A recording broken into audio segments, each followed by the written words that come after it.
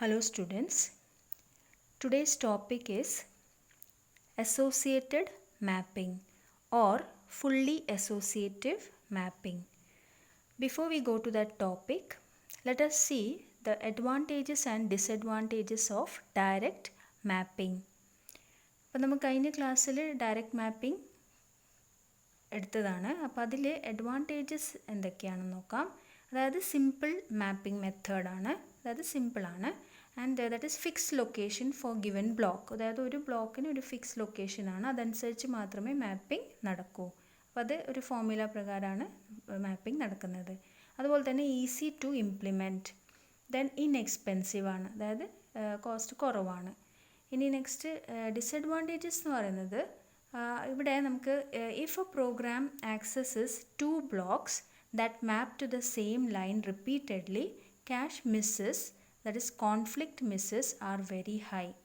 അതായത് ഇവിടെ എന്താ പറയുന്നത് വെച്ചാൽ, നമുക്കിപ്പോൾ CPU അല്ലെങ്കിൽ പ്രൊസസ്സർ സപ്പോസ് ക്യാഷിന് ഡേറ്റ എടുക്കുന്ന സമയത്ത് സപ്പോസ് ഇപ്പോൾ ഒരു ലൈനിൽ തന്നെ 2 ബ്ലോക്സ്, അതായത് റിപ്പീറ്റഡ്ലി എടുക്കുന്നതെന്ന് വിചാരിക്കാം. അതായത് ഒരു ബ്ലോക്ക് ഉണ്ട്, ഇപ്പം സപ്പോസ് B2 അതുപോലെ തന്നെ B5, അങ്ങനെ 2 ബ്ലോക്ക്സ് ഒരേ ലൈനിൽ വരുന്നുണ്ടെങ്കിൽ അത് എടുക്കുന്ന സമയത്ത് ചിലപ്പം മിസ്സ് വരാം. അതായത് മിസ്സ് എന്ന് പറഞ്ഞാൽ ചിലപ്പോൾ ആ ബ്ലോക്ക് അവിടെ ഉണ്ടാവണമെന്നില്ല, അപ്പോഴത് കൂടുതലും മിസ്സസ് ആയിരിക്കും. അതായത് ഹിറ്റിന് പകരം മിസ്സസ് ആയിരിക്കും കൂടുതലുണ്ടാവുക. അതിനെയാണ് നമ്മൾ കോൺഫ്ലിക്റ്റ് മിസ് എന്ന് പറയുന്നത്. അത് കൂടുതലാവുമ്പോഴെന്താണെന്ന് വെച്ചാൽ എന്തായാലും പെർഫോമൻസ് കുറയും. അപ്പോൾ അത് ഉണ്ടാവാൻ പാടില്ല. അപ്പോൾ അത് ഒഴിവാക്കുന്നതാണ് ഇപ്പോൾ പറഞ്ഞ associated mapping. Also not very flexible, അതായത് അടുത്ത സെക്കൻഡ് ഡിസഡ്വാൻറ്റേജ് എന്ന് പറയുന്നത് ഡയറക്റ്റ് മാപ്പിംഗ് ഫ്ലെക്സിബിൾ അല്ല. അതായത് നമുക്ക് കൂടുതലും എന്താണ് ആ ഒരു മാപ്പിംഗ് ഫോർമുല പ്രകാരം മാത്രം നടക്കുന്നതുകൊണ്ട് തന്നെ എല്ലാ സ്ഥലത്തും അത് മാപ്പിംഗ് ചെയ്യണമെന്നില്ല. Now let us see the associated mapping. Now associated mapping also known as, അതായത് നമ്മൾ സിലബസിൽ പറയുന്നത് അസോസിയേറ്റഡ് മാപ്പിംഗ് ആണ്, പക്ഷേ നമുക്ക് വേറെ പറയുന്നത് ഫുള്ളി അസോസിയേറ്റീവ് മാപ്പിംഗ് എന്നും പറയും. അപ്പോൾ ഇവിടെ fully associated cache permits data to be stored in any cache block instead of forcing each memory address into one particular block. അതായത് ഇപ്പം ഡയറക്റ്റ് മെമ്മറി പോലെയല്ല, ഡയറക്റ്റ് മാപ്പിംഗ് പോലെയല്ല. ഇവിടെ എങ്ങനെയാണെന്ന് വെച്ചാൽ ഫോർമുല ഒന്നും വേണ്ട. അപ്പോൾ നമുക്ക് ഏത് ഡേറ്റ വേണമെങ്കിൽ അതായത് ഇപ്പം മെമ്മറിയിൽ നിന്ന്, മെയിൻ മെമ്മറിയിൽ നിന്ന് എടുക്കുന്ന സമയത്ത് ആ ഡേറ്റ ഏത് ക്യാഷ് ബ്ലോക്കിലേക്കും മാപ്പ് ചെയ്യാൻ പറ്റും. So when data is fetch from memory it can be placed in any unused block of the cash. അതായത് അതായത് യൂസ് ചെയ്യാത്ത ബ്ലോക്കിലേക്ക് എന്തായാലും ഇടാൻ പറ്റും. സോ അതിന് വേറെ ഫോർമുല ഒന്നും വേണ്ട. ഓക്കെ, സോ അതുകൊണ്ട് തന്നെ എന്താണെന്ന് വെച്ചാൽ there will be no conflict between 2 or more addresses which map to a single cache block. അതായത് നേരത്തെ നമ്മൾ പറഞ്ഞ ആ കോൺഫ്ലിക്റ്റ് മിസ്, അങ്ങനെ ഒരു കേസ് ഉണ്ടാവില്ല ഇവിടെ. അതുപോലെ തന്നെ ഹിറ്റ്സ് ആയിരിക്കും കൂടുതൽ. അതായത് ഇപ്പം റിപ്പീറ്റ് ചെയ്തിട്ട് നമുക്ക് എന്താണ് CPU ക്യാഷിന് ഡേറ്റ എടുക്കുന്ന സമയത്ത് കൂടുതലും ഹിറ്റ്സ് ആയിരിക്കും ഉണ്ടാവുക. Okay, would be all be hits instead of misses. അപ്പോൾ അതുകൊണ്ട് തന്നെ പെർഫോമൻസ് ബെറ്റർ ആയിരിക്കും. Now if all blocks are already in use, it's usually best to replace the least recently used one. അതായത് നേരത്തെ പറഞ്ഞല്ലോ ബ്ലോക്ക്, അതായത് അൺയൂസ്ഡ് ബ്ലോക്കാണ് എടുക്കേണ്ടത്. അപ്പോൾ അൺയൂസ്ഡ് ബ്ലോക്കിലേക്ക് മാത്രമേ അത് ഡേറ്റ ഇടാൻ പറ്റൂ, അപ്പം മാപ്പ് ചെയ്യാൻ പറ്റൂ. അപ്പം സപ്പോസ് യൂസ് ചെയ്യുന്നുണ്ടെങ്കിൽ ഓൾറെഡി അത് റിപ്ലേസ് ചെയ്യേണ്ടി വരും. റിപ്ലേസ് ചെയ്യുന്നത് അതൊരു അൽഗോറിതം വെച്ചിട്ടാണ്. അപ്പോൾ അതിൽ ലീസ്റ്റ് റീസെൻ്റ്ലി യൂസ്ഡ് അൽഗോറിതം ആണ് ഇതിൽ എടുത്തിരിക്കുന്നത്. അപ്പോൾ നമുക്കത് നോക്കാം എങ്ങനെയാണത് ഉണ്ടാവുന്നത്. നൗ നമുക്ക് ഒന്നും കൂടി ഒന്ന് ജസ്റ്റ് നോക്കാം. കഴിഞ്ഞ ക്ലാസ്സിൽ നമ്മൾ കുറേ കോൺസെപ്റ്റ്സ് പറഞ്ഞിട്ടുണ്ടായിരുന്നല്ലോ, അപ്പോൾ ഒന്നും കൂടി ജസ്റ്റ് ഒന്ന് നോക്കാം. അപ്പോൾ അതിൽ നമ്മൾ പറയുന്നത് n അഡ്രസ് ലൈൻസ് ഉണ്ടെങ്കിൽ 2n words of main memory. അപ്പോൾ മെയിൻ മെമ്മറിയിൽ n അഡ്രസ് ലൈൻസ് ഉണ്ടെങ്കിൽ 2n വേർഡ്സ് ഓഫ് മെമ്മറി ഉണ്ടാവും അല്ലേ. അതുപോലെ തന്നെ cash stores fixed length blocks of k words. അപ്പോൾ നമ്മൾ k വേർഡ്സിൻ്റെ ബ്ലോക്സ് ആണ് ക്യാഷ് സ്റ്റോർ ചെയ്യുന്നത്. ഓക്കെ, ആൻഡ് ഇവിടെ നമ്മൾ the cash views the memory as an Aarey of m blocks. അപ്പോൾ അതിന് ശേഷം നമ്മൾ ബ്ലോക്സ് പറഞ്ഞിട്ടുണ്ടായിരുന്നു, കണ്ടുപിടിച്ചിട്ടുണ്ടായിരുന്നു അല്ലേ. m എന്താണ് 2n/k. ഓക്കെ, ഇതെല്ലാം ജസ്റ്റ് ഒന്ന് റിവൈസ് ചെയ്യാണ്. അപ്പം block of memory in cache is referred to as a line. Okay, അപ്പം ക്യാഷിലുള്ള ബ്ലോക്സിന് ലൈനായിട്ടാണ് പറയുക, ലൈനാണ് നമ്മൾ പറയുന്നത്. K is the line size. Okay, and cache size of C lines ആണ്, സി ലൈൻസ് ആണ് ക്യാഷ് സൈസിൻ്റെ ലൈൻസ് എന്ന് പറയുന്നത്. Where C is less than M, എമ്മിനേക്കാളും ബ്ലോക്സ്, അതായത് നമ്പർ ഓഫ് ബ്ലോക്സിനേക്കാളും കുറവായിരിക്കും. And each line includes a tag that identifies the block being stored.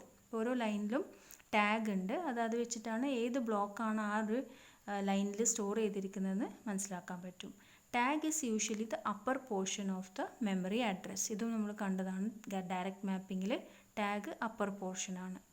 Okay, ഇനി നമുക്ക് അസോസിയേറ്റീവ് മാപ്പിംഗ് നോക്കാം. അസോസിയേറ്റീവ് മാപ്പിങ്ങിൽ എന്താണ് ഡിഫറൻസ്? അതായത് ഇവിടെ നമ്മളിപ്പം നേരത്തെ പറഞ്ഞ ഡയറക്റ്റ് മാപ്പിങ്ങിൽ എടുത്ത എക്സാമ്പിൾ തന്നെയാണ് ഇപ്പോൾ എടുത്തിരിക്കുന്നത്. അപ്പോൾ നമുക്കത് വേഗം മനസ്സിലാക്കാൻ പറ്റും. അപ്പോൾ ഇവിടെ നമുക്ക് മെയിൻ മെമ്മറി എന്ന് പറയുന്നത് 64 വേർഡ്സിന് മെയിൻ മെമ്മറിയാണ്. ആൻഡ് അതുപോലെ തന്നെ ഒരു ബ്ലോക്കിൽ 4 വേർഡ്സ് ആണ്. ഓക്കെ, അത് നേരത്തെ പറഞ്ഞ പോലെ തന്നെ. സോ നമുക്ക് എത്ര ബ്ലോക്സ് ഉണ്ടാവും?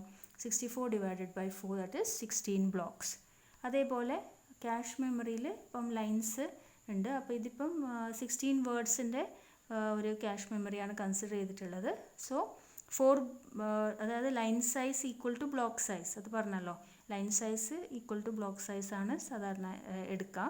ദാറ്റ് ഇസ് അതുകൊണ്ട് തന്നെ 4 വേർഡ്സ് പെർ ബ്ലോക്ക് ആയിരിക്കും. അപ്പോൾ ഇവിടെ എത്രയായിരിക്കും ലൈൻസ് നമുക്ക് കണ്ടുപിടിക്കാം? 16 divided by 4, that is 4 lines. Okay, അപ്പോൾ അങ്ങനെ നമ്മൾ നേരത്തെ എക്സാമ്പിൾ തന്നെയാണ് എടുത്തിരിക്കുന്നത്. ഇനി ഇതിൽ ഡിഫറൻസ് എന്ന് പറയുന്നത് നമുക്കിപ്പോൾ ഇവിടെ പറഞ്ഞിരിക്കുന്നത് ഇപ്പം B0, B1, ഓക്കെ, അതായത് ഇപ്പം ഇവിടുന്ന് വരുന്ന ബ്ലോക്സ്, അതായത് ഈ ബ്ലോക്സ് B0 to B15 ആയിരിക്കുമല്ലോ, 16 ബ്ലോക്സ് ഉണ്ട്. അപ്പോൾ ഈ ബ്ലോക്സ് മെയിൻ മെമ്മറിയിൽ നിന്ന് ക്യാഷിലേക്ക് എടുക്കുന്ന സമയത്ത് അതിന് ഫോമിലൊന്നുമില്ല. അപ്പോൾ ഏത് അൺയൂസ്ഡ് ബ്ലോക്കിലേക്കും പോകും. അപ്പോൾ ഫോർ എക്സാമ്പിൾ ഇപ്പോൾ നമ്മളിപ്പോൾ പറഞ്ഞിരിക്കുന്നത് ലൈൻ 0 എടുക്കുകയാണെങ്കിൽ B0 to B15 വരെ ഏത് ബ്ലോക്കും ഇതിലേക്ക് ഇടാം. മനസ്സിലായില്ലേ? അതാണ് നമ്മളിതിൻ്റെ ഒരു കോൺസെപ്റ്റ്, അതായത് അസോസിയേറ്റീവ് മാപ്പിങ്ങിലെ കോൺസെപ്റ്റ് ഇതാണ്. അപ്പം B0 എന്ന് പറയുന്നത് B0 to B15 വരെയാണ് നമ്മൾ 16 ബ്ലോക്സ് ഉള്ളത്. ആ 16 ബ്ലോക്സിൽ ഏത് ബ്ലോക്ക് വേണമെങ്കിലും ലൈൻ 0ലേക്ക് പോകാം, ഏത് ബ്ലോക്ക് വേണമെങ്കിലും ലൈൻ 1ലേക്ക് പോകാം, അങ്ങനെ. അപ്പം നമുക്കിപ്പം B0 to B15 വരെ ഏത് ബ്ലോക്ക് വേണമെങ്കിലും ലൈൻ 0ലേക്ക് ഇടാം. അതേപോലെ 1 ആണെങ്കിലും B0 to B15 വരെ ഏത് ബ്ലോക്ക് വേണമെങ്കിലും ഇടാം, അങ്ങനെ 2ഉം 3ഉം. സോ അങ്ങനെ ഒരു ഫോർമുല ഇല്ല. സോ ഡയറക്റ്റ്, അതായത് ഇപ്പം നമുക്കതിൽ എന്താണ് ഒരു എനി ബ്ലോക്ക്, അതായത് അൺയൂസ്ഡ് ബ്ലോക്ക്, അൺയൂസ്ഡ് ലൈൻ അല്ലെങ്കിൽ ലൈനിലേക്കായിരിക്കും അത് ഇടുന്നത്. ഓക്കെ, ഇനി നമുക്കിതിൻ്റെ എക്സാമ്പിൾ വെച്ച് നോക്കാം. അതായത് നേരത്തെ ഞാൻ പറഞ്ഞല്ലോ എനി ബ്ലോക്ക്, അതായത് ഫുള്ളി അസോസിയേറ്റീവ് മാപ്പിംഗും ഇതിന് പറയും. സോ അത് നമുക്ക് any block from memory can be put in any cache block. Okay, so we have to, that means we have to search everywhere to determine the hit or miss. അപ്പോൾ അതെന്ന് വെച്ചാൽ എപ്പോഴും നമ്മൾ search ചെയ്യേണ്ടി വരും. Okay, ആ ഒരു ഇതിൽ ഡിഫറൻസ് ഉണ്ട്. അപ്പോൾ ഇവിടെ കണ്ടോ ബ്ലോക്ക് 0 to ബ്ലോക്ക്, അപ്പോൾ ഇവിടെ നമ്മളൊരു എക്സാമ്പിൾ എടുത്തിരിക്കുന്നുണ്ട്. അപ്പോൾ അതിൽ പിന്നെ ബ്ലോക്ക് 0 to എന്താണ്, അപ്പോൾ ഇവിടെ നമുക്ക് ക്യാഷ് ഏത് ലൈനിലേക്കും അത് മാപ്പ് ആവും. അപ്പോൾ ഇനിയിപ്പോൾ നമുക്കിതിൻ്റെ ഇംപ്ലിമെൻറ്റേഷൻ നോക്കാം. ഇപ്പോൾ ഇംപ്ലിമെൻറ്റേഷൻ എന്ന് പറയുന്നത്, അതായത് ഇപ്പോൾ ഇവിടെ 6 ബിറ്റ് അഡ്രസ്സാണ്. ഇപ്പോൾ നേരത്തെ പറഞ്ഞല്ലോ 6 ബിറ്റ് അഡ്രസ്സ്, അതിൽ 4 വേർഡ്സ് പെർ ബ്ലോക്ക്, 2 LSB ഉണ്ട്, പിന്നെ ടാഗാണ്. അതായത് 2 പാർട്സ് ആയിട്ടാണ് ഡിവൈഡ് ചെയ്തിട്ടുള്ളത്. അത് നമുക്കതിൻ്റെ ഡീറ്റെയിൽസ് പിന്നെ നോക്കാം. ജസ്റ്റ് നമുക്കിപ്പം നോക്കുന്നത് അതിൻ്റെ എങ്ങനെയാണ് മാപ്പിംഗ് ചെയ്യുന്നത്. അപ്പോൾ നമുക്ക് എക്സാമ്പിൾ എടുക്കാം. അതായത് ഇപ്പോൾ ഇവിടെ നമ്മൾ പറഞ്ഞിരിക്കുന്നത് എന്താണ്, ഓക്കെ 0 to 15 വരെ 16 ബ്ലോക്സ് ഉണ്ട്.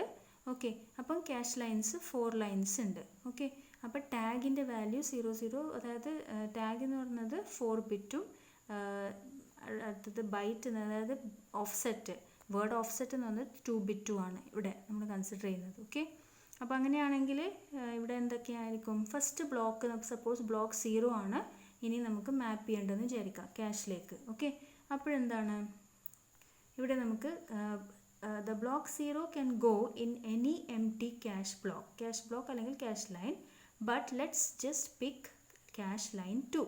അപ്പോൾ നമുക്ക് സപ്പോസ് അതായത് ഈ ബ്ലോക്ക് 0 എന്ന് പറഞ്ഞാൽ എവിടെ വേണമെങ്കിലും പോകാം അല്ലേ, അതല്ല നമ്മൾ പറഞ്ഞിരിക്കുന്നത്. അപ്പം ഏത് ലൈനിൽ വേണമെങ്കിലും മാപ്പ് ചെയ്യാം. സോ ഇവിടെ നമ്മൾ എടുത്തിരിക്കുന്നത് സപ്പോസ് നമുക്ക് അസ്യൂം ചെയ്യാം cache line 2ലാണ് അത് ഇടുന്നത്. സോ ഇവിടെ കാണിച്ചിരുന്നത്. അപ്പം ടാഗ് എന്ന് പറയുന്നത് that is it shows the which block is currently in the line. അപ്പോൾ ഇവിടെ ബ്ലോക്ക് 0 ആയതുകൊണ്ട് 0000 ആണ്, 4 ബിറ്റ് ആയതുകൊണ്ട് 0000. ഓക്കെ, ഇനി നമുക്ക് നെക്സ്റ്റ് നോക്കാം. ബ്ലോക്ക് 1 ആണ് പ്ലേസ് ചെയ്യേണ്ടത്. അപ്പം ബ്ലോക്ക് 1 ഇപ്പം എവിടെ വേണമെങ്കിലും പ്ലേസ് ചെയ്യാം. അപ്പോൾ let us take line 3. Okay, നമുക്ക് ജസ്റ്റ് ഒരു ലൈൻ 3ലേക്ക് പോകുന്നു എന്ന് വിചാരിക്കുക.